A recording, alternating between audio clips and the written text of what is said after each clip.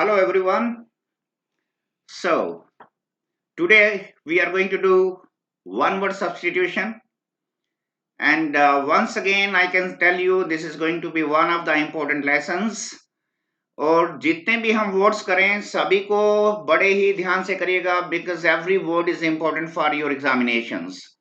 So before I start, I just want to say every word is to be taken care of because ये सारे word जो हैं आपको SS examination में, banking के exams में, सीडीए, एसएनडी और अदर वांट एग्जामिनेशंस में नजर आते हैं.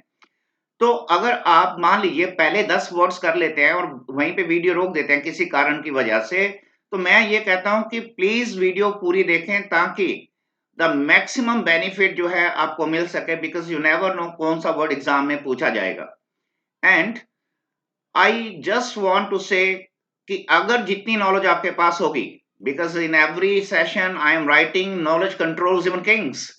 What does it mean? Of course knowledge है तो आप किंग्स को भी कंट्रोल कर सकते हैं, नॉलेज है तो आप किसी भी एग्जाम को बड़े आसानी से क्लियर कर सकते हैं. तो make sure that every word is going to stay in your mind and don't forget to like the session. And at the same time अगर आपने सब्सक्राइब नहीं किया है तो कर लीजिए. एंड मैं बड़ा अप्रिशिएट करूंगा इस चीज को कि अगर आप इस वीडियो को शेयर करते हैं और अपना वैल्यूएबल कमेंट करते हैं. आगे हम शुरू करने जा रहे हैं without consuming much of your time. तो पहला वर्ड हम शुरू करने जा रहे हैं हस्टिंग्स.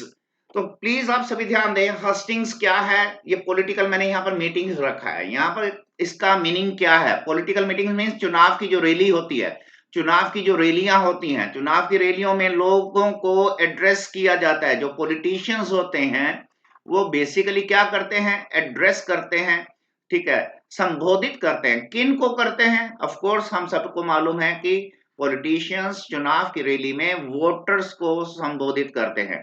तो याद रखिएगा कि हस्टिंग्स वर्ड का इस्तेमाल पॉलिटिकल मीटिंग्स, चुनाव की रैली, चुनाव से पहले किए गए प्रचार के समय जनता के साथ की गई बातें, ठीक है, वोटर्स के साथ किए गई बातें, ये सारी के सारी हस्टिंग्स के अंदर आता है. तो जैसे हम कहते हैं कि during one of his hustings he stated this thing.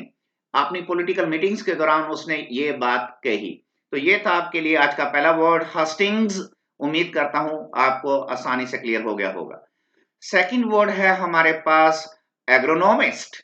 Agronomist का मतलब होता है एक साइंटिस्ट. याद रखिएगा एग्रोनॉमिस्ट का एक्चुअल एक्चुअल मीनिंग होता है एक साइंटिस्ट. अब ये किस चीज का साइंटिस्ट है ये हमें ध्यान रखना होता है कि ये जो साइंटिस्ट है ये रिलेशनशिप के ऊपर पढ़ाई करता है, यानी उसके ऊपर चीजें बतलाता है. साइंटिस्ट तो है लेकिन किस चीज के ऊपर? ये रिलेशनशिप बतलाता है कि फसल में, क्रॉप में और एनवायरमेंट में क्या संबंध है. तो जैसे मान लीजिए हम किसी व्यक्ति की बात कर रहे हैं और हम जानते हैं कि वो एक माना हुआ एग्रोनॉमिस्ट है, माना हुआ साइंटिस्ट है, तो हम कहते हैं कि he is one of the top agronomists of our country. He is one of the top agronomists of our country. तो याद रखिएगा एग्रोनॉमिस्ट उस साइंटिस्ट को कहते हैं जो रिलेशनशिप का अध्ययन करता है, बतलाता है कि क्रॉप और एनवायरमेंट में क्या संबंध है. ऑलराइट, शुरू करते हैं नंबर 3. नंबर 3 पे हमारे पास वर्ड है एपोक्रिफल. एपोक्रिफल का मतलब होता है कि जिसके बारे में लोग जानते हैं लेकिन संभावना ये है कि प्रोबेबली वो चीज सच नहीं है.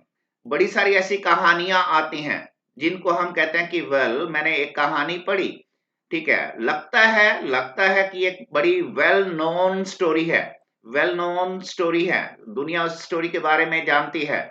लेकिन आपको ये भी ध्यान रखना है कि मैं साथ के साथ कह रहा हूं कि इट सीम्स टू मी, मेरे को लगता है कि इट इज एन हिपोक्रिफल स्टोरी. मेरे को ये लगता है ये कैसी कहानी है? एक ऐसी कहानी जो दुनिया जानती तो है लेकिन उसमें सच्चाई होने की संभावना कम है. प्रोबेबली नॉट ट्रू, ये सच्ची कहानी नहीं होगी. ऑलराइट, आगे शुरू करते हैं नंबर 4. नंबर 4 पे हमारे पास वर्ड है बेलिजरेंट. बेलिजरेंट बेलिजरेंट व्यक्ति हो सकता है, जैसे मान लीजिए मैंने कहा कि he is a belligerent, he is a belligerent person. He is a belligerent person. वो एक एग्रेसिव व्यक्ति है, अनफ्रेंडली व्यक्ति है, ठीक है, उसके अंदर मित्रता का भाव नहीं है। तो आपने यहाँ पर्सन के लिए लगाया, तो हम ये भी कह सकते हैं कि बेलिजरेंट कंट्री भी हो सकती है, बेलिजरेंट कंट्रीज भी हो सकती हैं, तो जिनका आपस में तनाव रहता है, ठीक है, आपस में तनाव रहता है जिन कंट्रीज का, तो उन कंट्रीज को हम क्या कह देते हैं, बेलिजरेंट कंट्रीज। आई होप कि आपको ये पॉइंट भी अच्छे से क्लियर हो जाएगा कि बेलिजरेंट का यूज हम पर्सन के लिए भी कर सकते हैं, कंट्रीज के लिए भी कर सकते हैं और अदर्स के लिए भी कर सकते हैं। और राइट, आगे शुरू करते हैं। गिल्ट एज्ड, अब यहां देखिएगा, गिल्ट एज्ड का मतलब है एक सेफ इन्वेस्टमेंट करना। ये एक ऐसी इन्वेस्टमेंट होती है जहां पर आपका पैसा सेफ होता है। जैसे कि मान लीजिए गवर्नमेंट ने स्टॉक्स को इश्यू किया, दुनिया जो है, बहुत सारी दुनिया जो है स्टॉक्स में पैसा इन्वेस्ट करती है, स्टॉक इश्यूज आते हैं, तो स्टॉक इश्यूज बड़ी सारी कंपनीज के आते हैं, लेकिन अगर गवर्नमेंट इश्यू करती है तो चांसेस क्या होते हैं कि आपकी इन्वेस्टमेंट कैसी होने वाली है, सेफ इन्वेस्टमेंट रहेगी।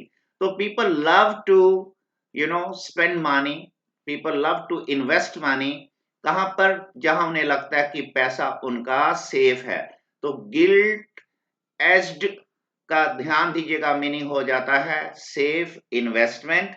और जो लोग ऐसे सिस्टम में पैसा लगाते हैं तो उनको क्या पता होता है, उनको पता होता है कि इसमें पैसा लगाने से क्या होगा, प्राइसेस, देखिए मैंने यहाँ पे प्राइसेस वर्ड लिखा है, प्राइसेस क्या होते हैं, गो अप, प्राइसेस कीमतें जो हैं गो अप, कीमतें बढ़ जाती हैं, यूजुअली कीमतें बढ़ जाती हैं। तो इस वजह से हम इसको इस तरह से भी यूज कर सकते हैं कि guilt aged prices go up, guilt aged prices go up, तो सेफ इन्वेस्टमेंट में पैसा लगाया गया बढ़ता है।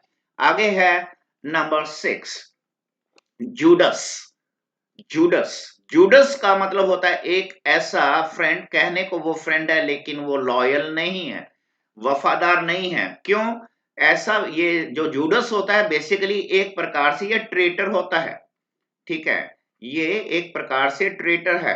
ये इस व्यक्ति को हम बिट्रेयर के लिए सबसे ज्यादा वर्ड यूज किया जाता है, इसके लिए बिट्रेयर, BETRAYER, बिट्रेयर, ठीक है, जो धोखा देगा ही देगा। और ये धोखा देगा तो आप नेचुरली इसके लिए क्या यूज कर सकते हैं, डिसीवर वर्ड का इस्तेमाल कर सकते हैं, DECEIVER, डिसीवर है। तो कहने को तो वो दोस्त है पर दोस्त नहीं, एक्चुअलिटी में वो क्या है, एक डिसीवर है, धोखा देगा। If we refer someone as Judas, as being Judas, right, so we mean he is a betrayer, धोखेबाज। ऑलराइट, आगे शुरू करते हैं नंबर 7। नंबर 7 में मेलोडी। मेलोडी का मतलब होता है serious problem, serious problem. Melody का एक और भी आपको ध्यान रखना है कि मेलोडी मीन्स डिजीज भी होता है, बीमारी भी होती है, डिजीज। आप डिजीज कह सकते हैं, आप इलनेस कह सकते हैं, आप सिकनेस कह सकते हैं, आप एलमेंट कह सकते हैं, राइट, किसी भी प्रकार की बीमारी, मेलोडी। तो जैसे हम कहते हैं कि well they are suffering from the same melody, they are suffering from the same melody, तो वो लोग जो है सेम डिजीज से पीड़ित हैं। और at the same time we can say the nation of ours is facing a serious melody. Okay, तो नेशन ऑफ आवर्स जो है वो फेस कर रहा है, मेलोडी को फेस कर रहा है, सामना कर रहा है, सीरियस प्रॉब्लम का सामना कर रहा है इन द फॉर्म ऑफ कोविड-19, कोविड-19 को लेकर। तो उम्मीद करता हूं आपको मेलोडी वर्ड भी क्लियर हो गया होगा। जैसे हम कहते हैं कि well there is no melody for this, this melody has got no treatment, ठीक है, और इस मेलोडी के लिए हमारे पास कोई ट्रीटमेंट नहीं है। तो इस प्रकार से भी आप इसका इस्तेमाल कर सकते हैं। नेक्स्ट वर्ड हमारे पास है नेक्स्ट वर्ड हमारे पास है मैसर। ध्यान से प्रोनाउंस कीजिएगा, मैसर। मैसर का मतलब होता है वो व्यक्ति, ठीक है, वो व्यक्ति जो मसाज करता है, जो मसाज देता है बॉडी को, राइट। जैसे कि मैं कहता हूं कि well I know Mohan, Mohan likes to visit, Mohan likes to visit, किसके पास जाना पसंद करता है? A master. ओके, वो एक मास्टर के पास जाना पसंद करता है वंस अ वीक, हफ्ते में एक बार। तो प्लीज ध्यान दीजिएगा, masseur means who gives massage. Okay, massage करने वाला। Okay, next we have is plotter. ध्यान दीजिए, प्लॉटर कौन होता है? प्लॉटर वो व्यक्ति होता है हु मेक्स अ प्लान। उसका प्लान क्या होता है कि दूसरों को नुकसान पहुंचाना, स्कीम बनाएगा, स्कीम बनाकर षड्यंत्र रचेगा, षड्यंत्र के द्वारा किसी को नुकसान पहुंचाएगा। तो षड्यंत्र की रचना करने वाले व्यक्ति को प्लॉटर कहते हैं, राइट। जैसे कि मैं कहता हूं कि वन ऑफ, इसको ऐसे लिख देता हूं ताकि आपको यूज करना इजी हो जाएगा, कि वन ऑफ द, और वैसे भी याद रखना कि वन ऑफ के बाद प्लूरल नाउन का आपने यूज करना है। तो मैं यहां पर प्लूरल नाउन यूज करता हूं, one of the plotters. One of the plotters was arrested. जो स्कीम बनाई गई थी, स्कीम बनाने वाले कई व्यक्ति थे, उनमें से एक व्यक्ति को जिसने ये षड्यंत्र रचा था उसको गिरफ्तार कर लिया गया। तो उम्मीद करता हूं आपको प्लॉटर वर्ड भी आसानी से क्लियर हो गया होगा। चलिए शुरू करते हैं नंबर 10। ओके, नंबर 10 पे हमारे पास वर्ड है स्प्लेनेटिक। स्प्लेनेटिक, स्प्लेनेटिक मीन्स होता है वो व्यक्ति जो बैड टेम्पर्ड होता है, जो एंग्री होता है। ये वो लोग होते हैं जिनका जो स्वभाव होता है बड़ा ही ज्यादा, बहुत ही ज्यादा इरिटेबल होता है, चिड़चिड़े नेचर के होते हैं ये लोग। ठीक है, हमेशा नाराज नाराज से रहते हैं, क्रॉस रहते हैं। ठीक है, नाराज होना, इरिटेबल होना, क्रॉस होना। ठीक है, बैड टेम्पर्ड का होना। जैसे मान लीजिए मैंने एक व्यक्ति को देखा, वो एक रिटायर्ड मिलिट्री वाला है, तो मैं कहता हूं कि well this retired military man, this retired military man is splenetic. This retired military man is splenetic means ये कैसा व्यक्ति है? बैड टेम्पर्ड है, गुस्से वाला है, एंग्री है, चिड़चिड़े नेचर का है, क्रॉस है, पीविश है। ओके, आप पीविश वर्ड का भी इस्तेमाल कर सकते हैं, PEEVISH। ऑलराइट, तो ये था हमारा नंबर 10। आगे है हमारे पास टेंडेंशियस। टेंडेंशियस, टेंडेंशियस मीन्स वो चीज जो कंट्रोवर्शियल होती है, ऐसी चीज जो कंट्रोवर्सी पैदा कर देती है। ठीक है, अब मान लीजिए उसने कोई स्पीच दी, एक व्यक्ति ने एक स्पीच दी, तो ज्यादातर लोगों की नजर में उसकी स्पीच कैसी है? टेंडेंशियस है, उसकी स्पीच से कंट्रोवर्सी हो जाएगी।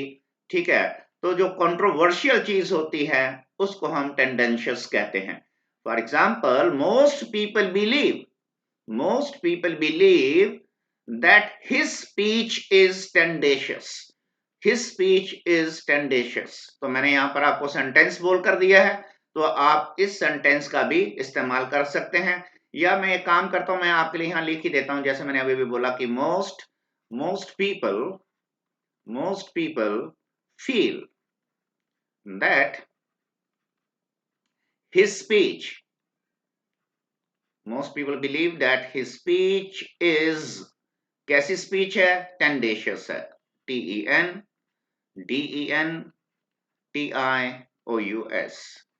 tendacious. All right, now we can start the next word, and next word is thick set.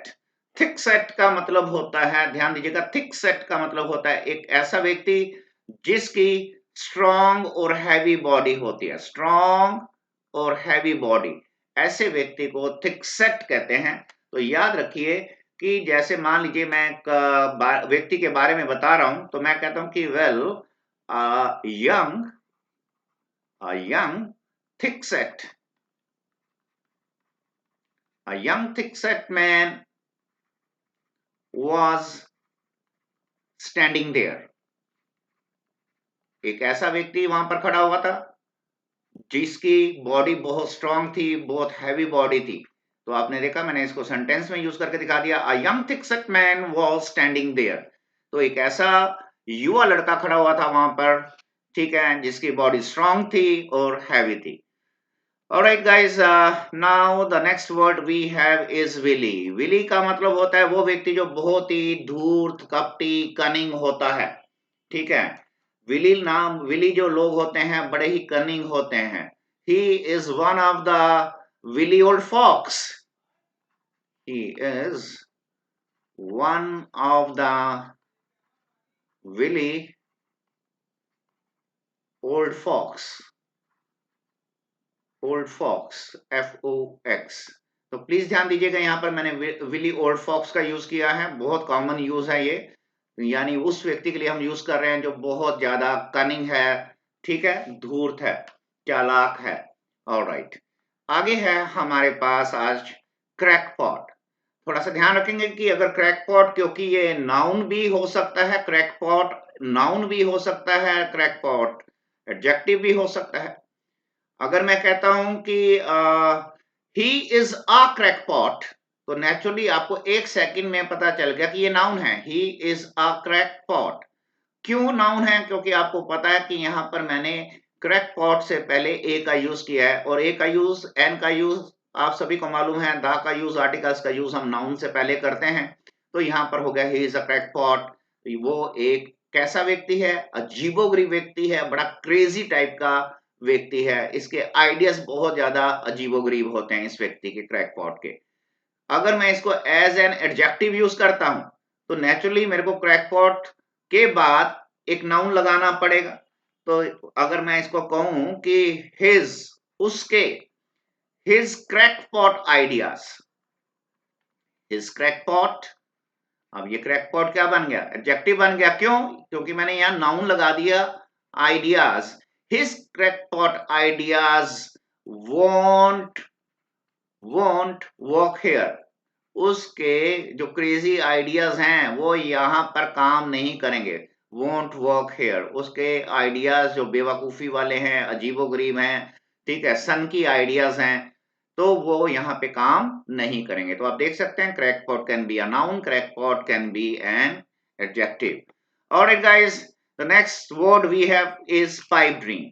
आप सभी को पता होना चाहिए कि पाइप ड्रीम एक ऐसा प्लान होता है जो लोग सोचते हैं कि, कैसा प्लान है? लोगों का मानना है कि पाइप ड्रीम एक ऐसा प्लान होता है इम्पॉसिबल टू अचीव, जिसको अचीव करना संभव नहीं है। ठीक है, ये एक ऐसा ड्रीम, एक ऐसा प्लान, एक ऐसी होप, एक ऐसी उम्मीद, एक ऐसा प्लान, एक ऐसी होप और एक ऐसा ड्रीम जो इम्पॉसिबल है, जिसको अचीव करना संभव नहीं है।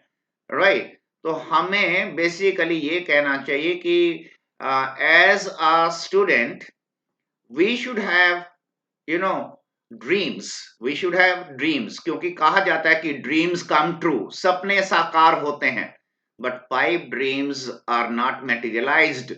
लेकिन पाइप ड्रीम्स जो होते हैं वो आप मानकर चलिए वो कभी पूरे नहीं होते। तो याद रखने के लिए कह सकते हैं कि ये ऐसे ड्रीम्स होते हैं जो पाइप के अंदर ही पड़े रह जाते हैं, उनको एक्चुअलिटी में मौका नहीं मिलता उनको मटेरियलाइज करने का। उम्मीद करता हूं आपको आज के सारे 15 के 15 वर्ड्स क्लियर हो गए होंगे, और थैंक्स फॉर वाचिंग गाइस। और मैं ये कहना चाहूंगा कि आप लोग ज्यादा से ज्यादा, ठीक है, इसको शेयर कीजिए और अपनी इस पढ़ाई को जारी रखिए। Keep watching, keep learning, God bless, खुश रहिए, गॉड ब्लेस।